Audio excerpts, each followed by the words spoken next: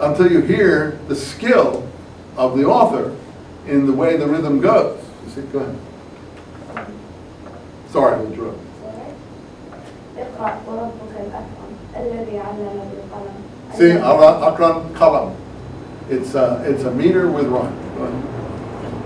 علم الإنسان ما لم يعلم كلا إن الإنسان ليطغى أن رآه استغنى إن إلى ربك رجعا أرأيت الذي ينعى عبدا إذا سوى أرأيت إن كان على الهدى وعمر بالتقوى أرأيت إن كذب وتولى.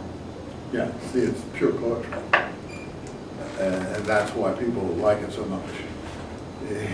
So we read the meaning and what it said. I mean, for a Westerner, well, not much has been said here.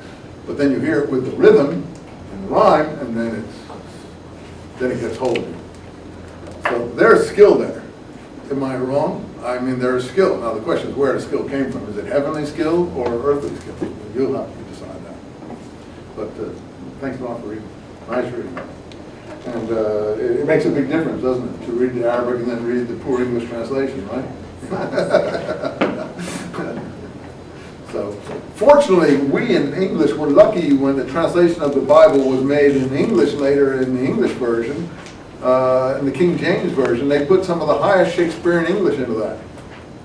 So actually, sometimes in the Bible, as the King James version that we have, it's even more eloquent often than the Hebrew, because the English is so high and so well done that in fact the Bible writer should be pleased to have it. It's so good in terms of English language. So, but that's not the case with this translation you see at the point.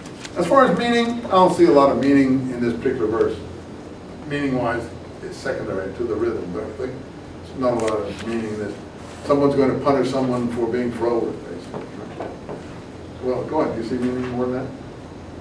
Correct me. No, correct me. Go ahead. I'm sorry. No, but in this particular, we'll see meaning. But in this particular verse, it's not packed with meaning. You want to say, all right. I don't want to get you in trouble. So. No. I know. Now we can get some good meaning out of other early surahs. So, for instance, if we go back now to where I said. Surah, well, let's go back to Surah, what did I say, where was a good place to start? Here, for instance, 70 here, the cloaked one, the enshrouded one. I think these are more like the first surahs of the Quran, because these portray the Prophet in his all-night vigils in caves that Muslims said that he participated in. So, for instance, Surah 73 here. And we can also get the style of the early surahs as different from the later surahs. This is a later surah in the Quran, but an early surah chronologically speaking. You understand what I'm saying? Okay. We'll do the English here. Clearly, if it's an early surah, it was revealed at Mecca.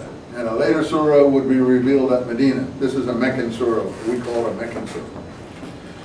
In the name of Allah, the Beneficent, the Merciful. O thou wrapped in your raiment or cloak, keep vigil the night long, save a little. What's said in the first line? Keep vigil, all night vigils. It's autobiographical. It's showing what he's doing. He's in a cave, according to the biographers, and he's in some sort of spiritual activity, all night vigils in the cave. Half thereof, abate a little thereof, add a little thereto, and chant the Quran in measure. Quran, the name for the recital of the Quran that we're doing here. For we charge you with the word of weight. Lo, the vigil of night is a time when impression is keen and speech more certain. So if you're up at night all night long, you have a clearer way of thinking and your speech more certain. By the day, you have a chain of business. So remember the name of your Lord and devote yourself with complete devotion. Lord of the East, Lord of the West, there is no God save Him, no God but Allah. So choose you Him alone for your defender and bear patiently what they utter. And part from them a fair leave-taking. Leave me to deal with the deniers, the lords of ease and comfort, and do you just take it easy on them a while. In other words, I'll take care of them, God speaking, or the angel speaking. Lo, with us, plural, are heavy fetters and a raging fire. Raging fire, line 12, hellfire. And food which choketh the partaker, and a painful doom.